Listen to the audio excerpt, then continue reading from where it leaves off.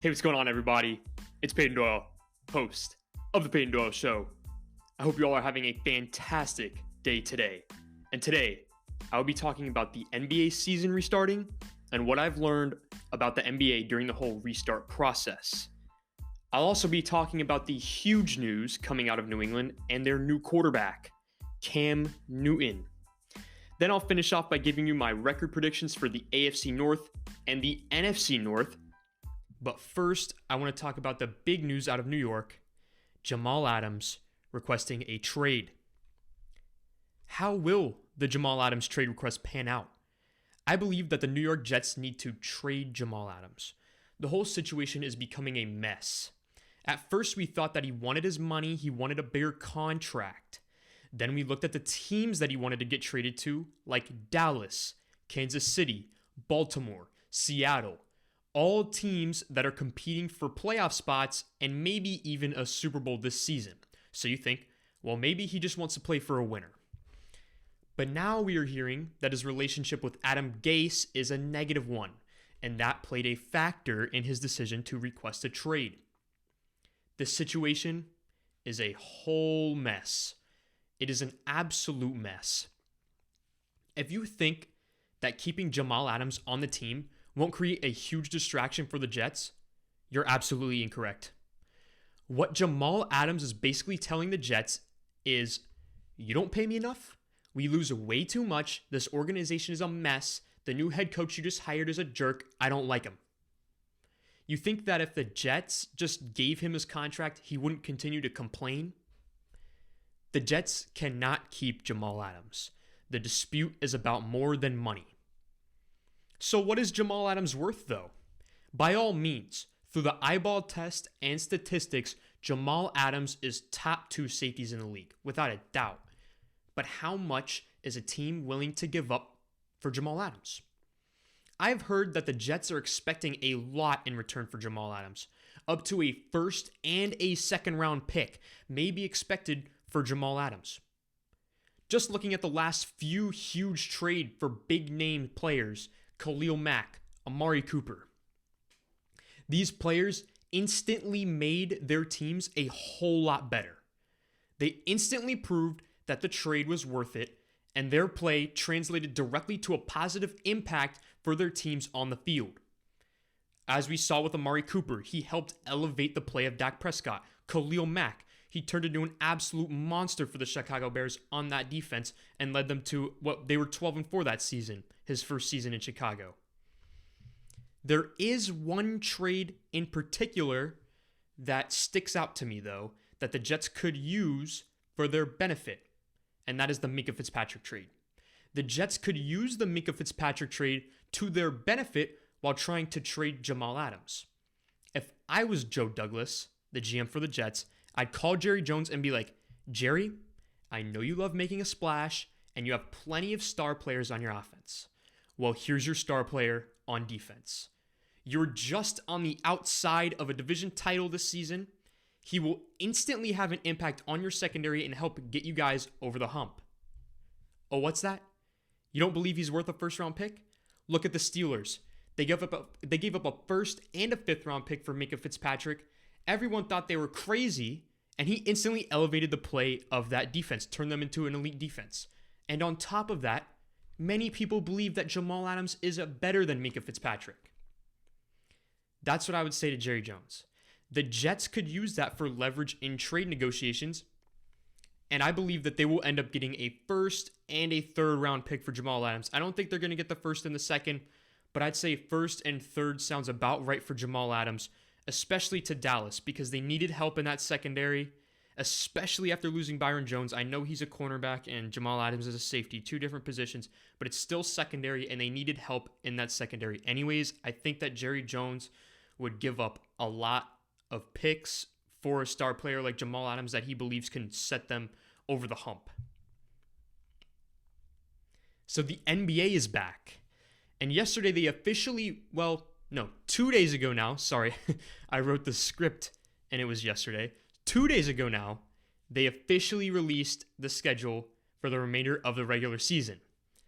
The biggest thing about it that stood out to me was the New Orleans Pelicans and they have the easiest remaining schedule. During the whole NBA restart process, I have noticed one thing. The NBA and Adam Silver are in love with Zion Williamson. And they're doing everything in their ability to try and get Zion in the playoffs. They are really hoping for a first-round matchup between the Lakers and the Pelicans. Zion versus LeBron James. The league is really trying to make it happen, and if it doesn't happen, Zion is on national television all of the time anyways. Right now, 6 out of 8 of the Pelicans games are scheduled to be on national television. The first game on opening night is featuring the Pelicans and Zion Williamson. If you don't believe that Zion Williamson is going to be the next face of the NBA, you better believe it now. The NBA is doing everything within its power to make sure that his team makes the playoffs because they know he's the next superstar in this league and they're trying to market him. Zion, if he's healthy, is being groomed to become the next face of the NBA. Not Luka, not Giannis, not Ja, not James Harden, not Kevin Durant. It's Zion Williamson. So back to the NFL. Here's a little bit of story time. So yesterday I made the decision to push the release of this episode until tonight. And about 15 minutes later after that, my phone starts blowing up with calls and texts asking me if I had heard the news. I was so confused at the time. I look at my phone, I look at Bleacher Report, and it says that the New England Patriots made a huge splash and signed former MVP and Panthers quarterback Cam Newton. My initial reaction was I was just in shock. Then I'm like, wow, good thing I postponed this episode because now I get to talk about this news while it's hot. So I got lucky there. However, I wasn't so lucky that I released my AFC record predictions last week, and I had the Patriots at 4-12 in last place. So just please completely disregard that now. Any power rankings that I made knocking the Patriots before they had Cam Newton, please disregard that. I'll have to make a new one. The Cam Newton signing changes a lot. Not only for the Patriots, but for the AFC East and the AFC as a whole. Because now the question needs to be asked, are the Patriots a playoff team with Cam Newton? I think the Patriots are cooking up the perfect recipe for Cam Newton. Well, he has no weapons. Peyton, he has no weapons in New England. That's the same reason why Tom Brady left. Okay, neither did the team he took to the Super Bowl. He went 15-1 without a Pro Bowl wide receiver. The only player to catch for over 1,000 yards on that Panthers team was Greg Olsen, the tight end. And Greg Olsen is a great tight end, don't get me wrong. But his leading wide receiver was Ted Ginn Jr. Julian Edelman is a former Super Bowl MVP. He's way better than Ted Ginn Jr. His running back in Carolina was Jonathan Stewart. And he didn't even rush for 1,000 yards that season, but he made the Pro Bowl for the only time in his career that season because he was on a hyped up team. But what did that Panthers team have?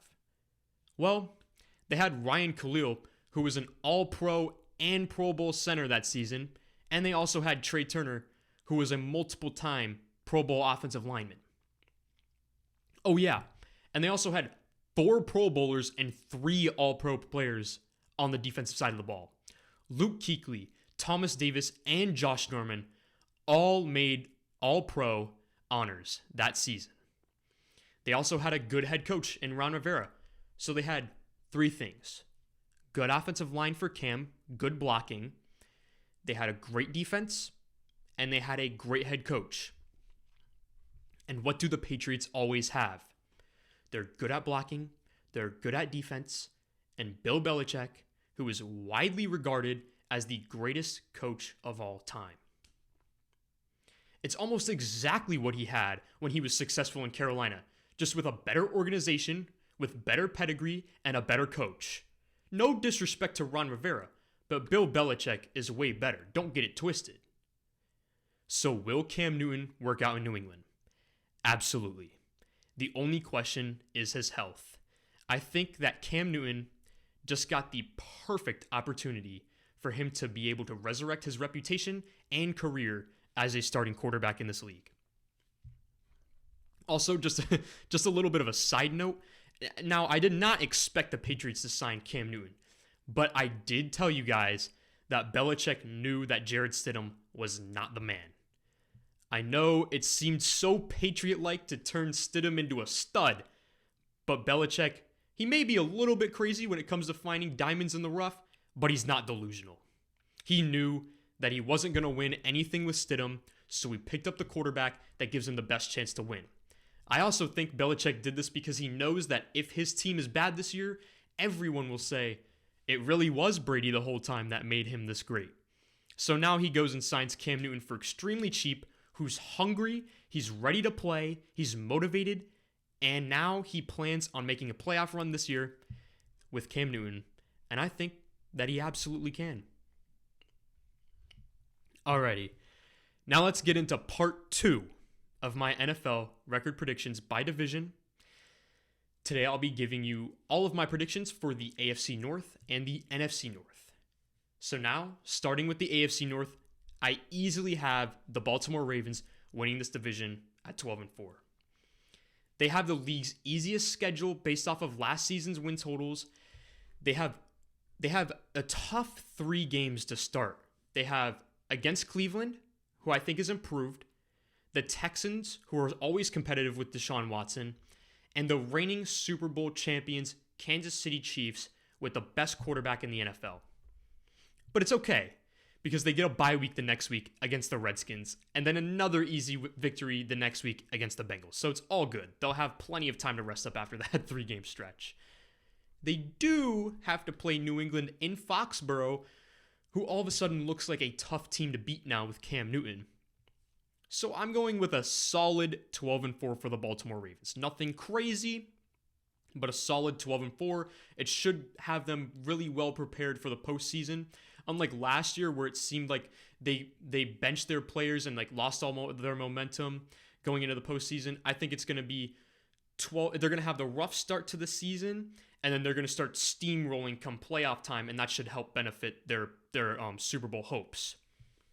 In second place, I have Cleveland at 10-6. They have a 4-game stretch at the beginning of the season against Cincinnati with Joe Burrow, who's a rookie who had no OTAs this season and learned his playbook over Zoom. We also haven't seen him work with Zach Taylor yet.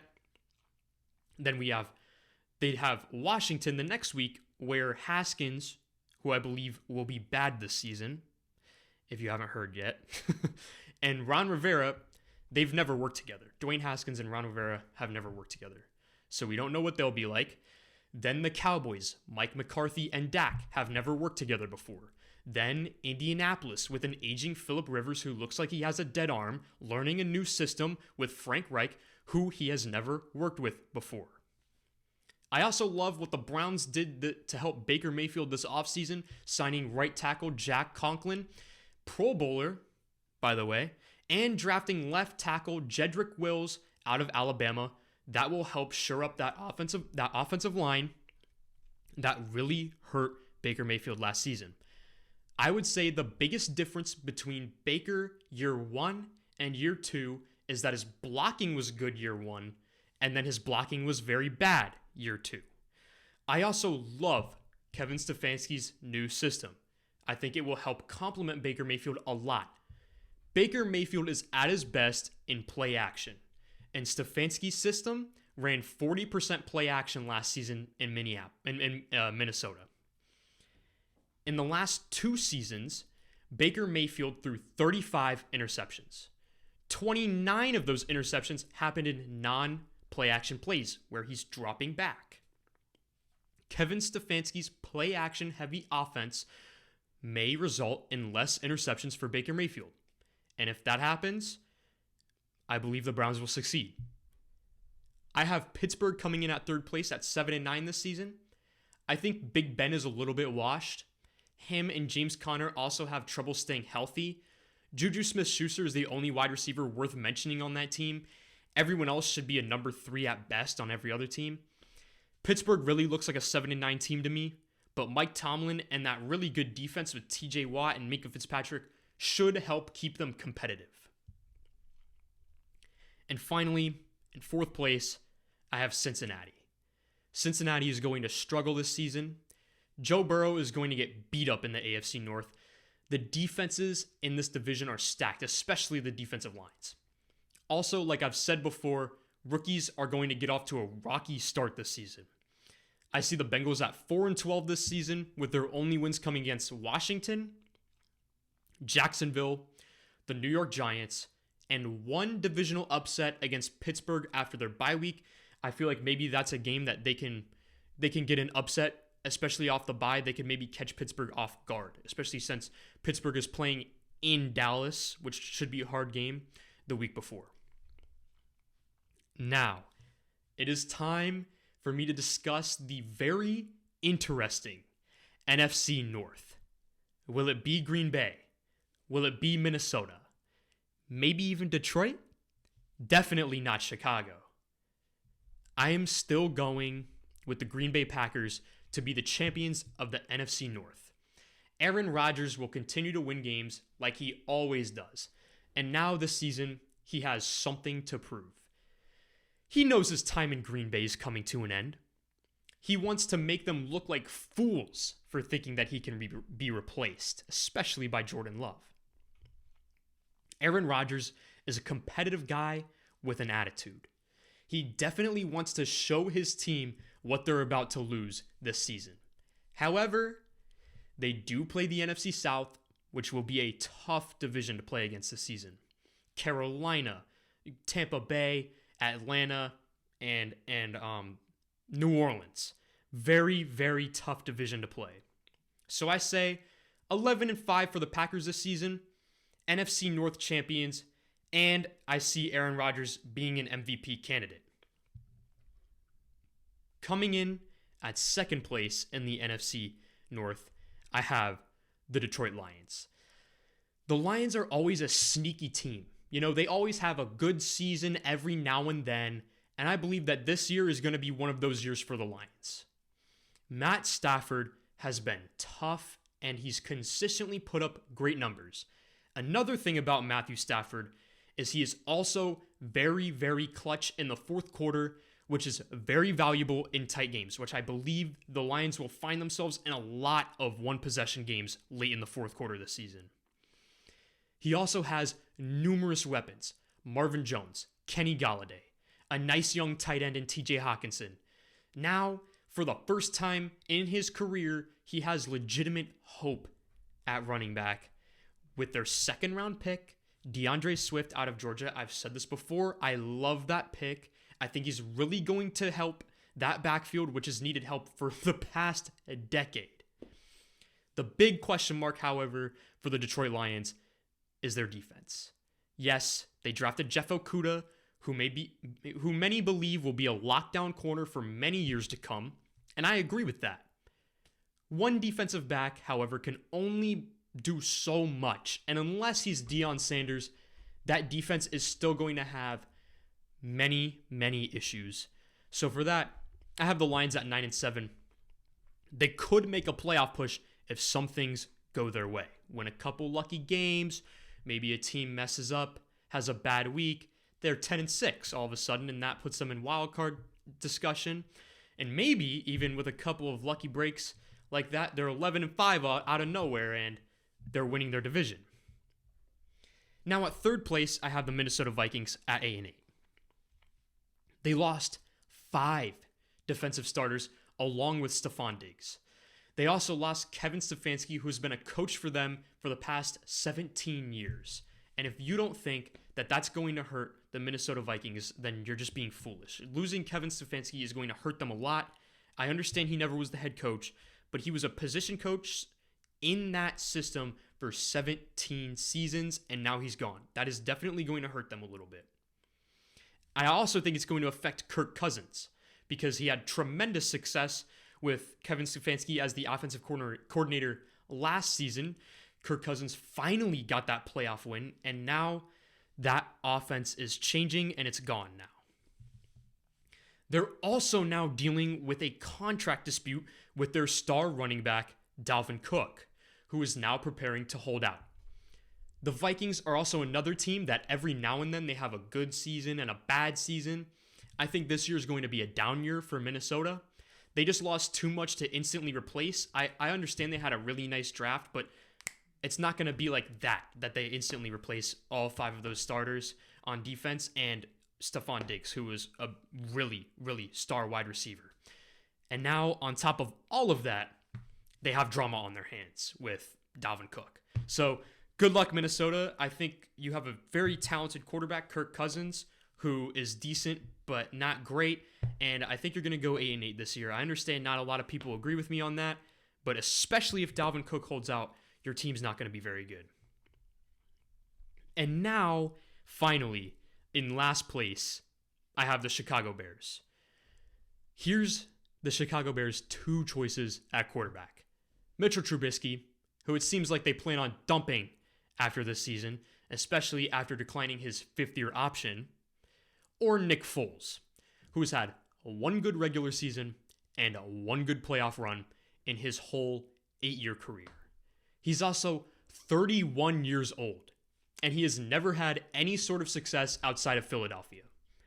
The Bears are in trouble.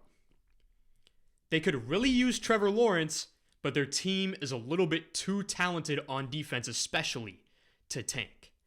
I see the Bears going 5-11 this season, but I could also see them going lower than that if they try and go full tank for Trevor mode. The problem is that they have some winnable games early on, so if the Bears decide they want Trevor Lawrence, they would have to start tanking like right now. I think it would be hard for them to do that just because of the talent of their team. But the Chicago Bears will be in the market for a quarterback next season, whether it be Trevor Lawrence or somebody else. They certainly will have a big hole that needs to be filled quickly before that defense starts aging and becoming expensive. They're going to miss that championship window with that defense. So that's it, everyone. The Jets need to find a big price for Jamal Adams. The NBA is prepping Zion to become the next face of the NBA. Cam Newton could absolutely lead the Patriots to the playoffs next season. And that was also my AFC North and NFC North record predictions.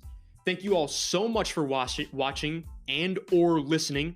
Please remember to like, follow, or subscribe wherever you may be listening to The Peyton Doyle Show. Also, if you'd like to follow The Peyton Doyle Show on social media, I post many clips on there.